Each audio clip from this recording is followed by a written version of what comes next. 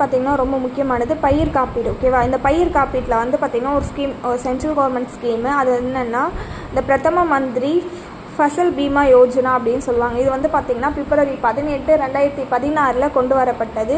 இது என்ன பண்ணுது அப்படின்னா விவசாயிகளுக்கான ஒரு பயிர்களுக்கான காப்பீடு கொடுக்குறாங்க. இல்லை எந்தெந்த பயிர்களுக்கு எவ்வளோ பர்சன்டேஜ் அப்படின்னு நோட் பண்ணிக்கோங்க.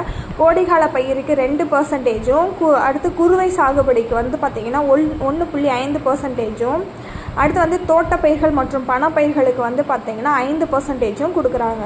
குளிர்பதன சேமிப்பு கிடங்குகள், இதில் வந்து பார்த்திங்கன்னா பழங்கள் உற்பத்தியில் வந்து பார்த்திங்கன்னா இந்தியா வந்து மிகப்பெரிய ஒரு அச்சீவ்மெண்ட் பண்ணுது. இதில் வந்து காய்கறிகள் வந்து செகண்ட் பிளேஸில் இருக்குது.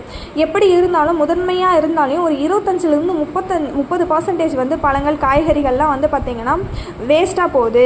அப்போ அதுக்கான ஒரு குளிர்பதன சேமிப்பு கிடங்கு வந்து அமைக்கணும் அப்படின்னு சொல்லிட்டு இந்திய அரசு மற்றும் வேளாண் அமைச்சகம் 1955ஆம் ஆண்டு அத்தியாவசிய பொருட்கள் சட்டத்தின் 3வது பிரிவின் படி, அப்போது அத்தியாவசிய பொருட்கள் சட்டம் நம்ம இதுக்கு முன்னாடி படிச்சிருப்போம். அத்தியாவசிய பொருட்கள் சட்டம் 1955. அதில் 3வது பிரிவின் படி எப்போ ஆனது அமைக்கிறாங்க பார்த்தீங்கன்னா குளிர்பதன கிடங்கு ஆணை 1964 கோல்டு ஸ்டோரேஜ் ஆர்டர் என்பதனை ஏற்படுத்திட்டாங்க. ஓகேவா?